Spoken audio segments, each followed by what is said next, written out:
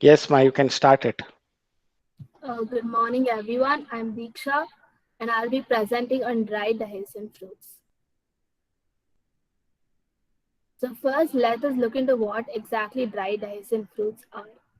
So dried hyacinth fruits are also called capsula fruits.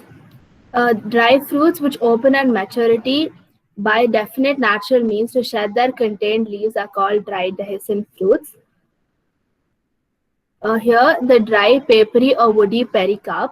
Pericarp is nothing but the fruit wall, will split open after ripening and will release the seeds.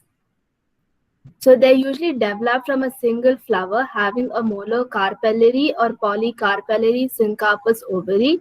Monocarpellary is a flower which has one carpel. Polycarpellary, as the name suggests, again, many carpels in a single flower. Syncarpous ovary is where the carpels are fused in the ovary. Dried hyacinth fruits are mainly of four types: legume, capsule, follicle, and silique. Capsule is of four types: septicidal, loculicidal, circumsessile, and poricidal. Silicule has one special type, that is silicule. So first let us look into legume or pod. So here it's a legume or pod is a type of simple dry fruit developing from a monocarpellary superior unilocular ovary with marginal placentation. A monocarpellary superior ovary is where the ovary has one carpel and the floral parts are arranged on the thalamus below the ovary.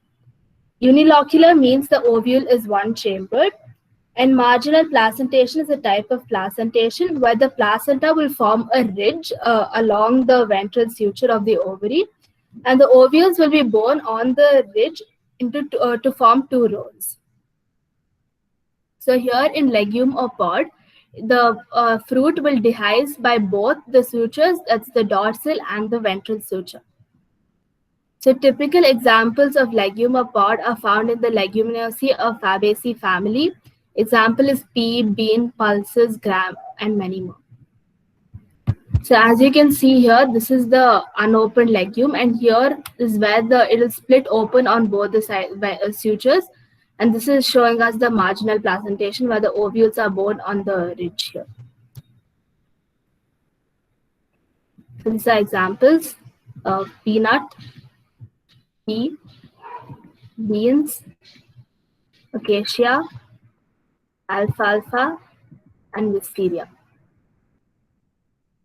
Next type, capsule. The capsule is a most common fruit type. So this is a many-seeded unilocular or multilocular fruit which develops from a superior bicarpellary or polycarpellary ovary. Bicarpellary or polycarpellary superior ovary is where the ovary will have two or more carpels and has the floral parts arranged on the thalamus below the ovary. So the dried hyacinth fruits which develop from a syncarpous ovary are commonly called as capsule fruits. Examples are cotton, eucalyptus, horse chestnut, and datura.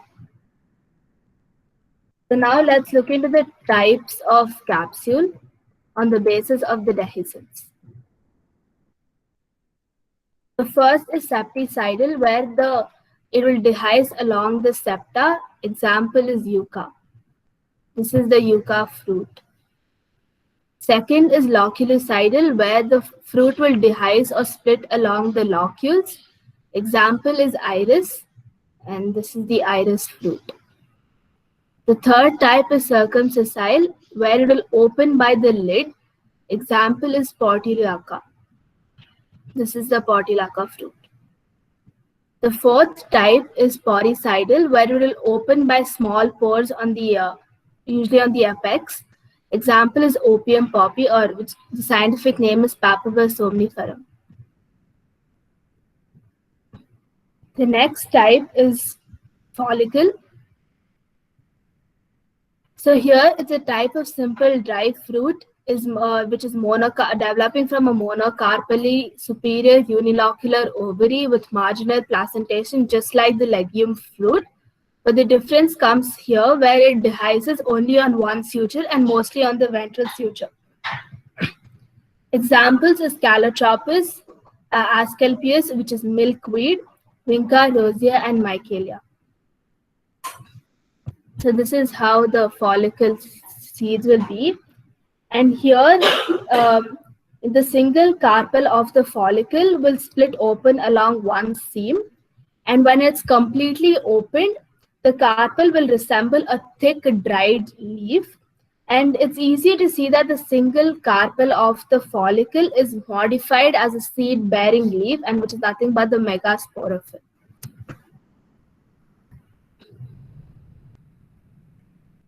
This is Calotropis. This is Vinca rosea. This is milkweed, and this is Michaelia.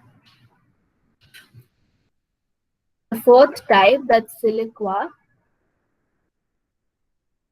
It's a dry, long, narrow, cylindrical, many-seeded fruit. It develops from a syncarpous superior bicarpellary ovary with parietal placentation. So here in parietal placentation, the ovules will develop on the inner wall of the ovary or on the peripheral part, and the ovule becomes two-chambered due to the formation of a rellum. So at the beginning, the ovary is usually unilocular, but later it becomes bilocular due to the development of a false septum called rellum, which extends from one placenta to another. So here it will dehisce along both the sutures from the base towards the apex. And large number of seeds remain attached to the false septum. This type of fruit is commonly found in the Brassicaceae, that's cruciferae. Example is mustard, radish, and uraca.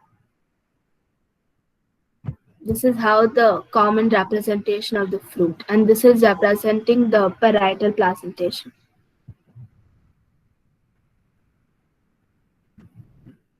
These are the examples: mustard, cabbage, radish, and wallflower. The next is Silicula, which is a special type of Siliqua. So when the Siliqua fruit becomes much shorter and flattened and as broad as it is long with a few seeds, then it's called Silicule or Silicula.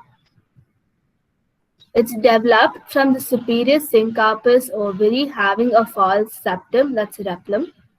And examples is Capsella and Candy Tuft, that's Iberis amam. This is Capsella and this is Candy Tuft. Thank you.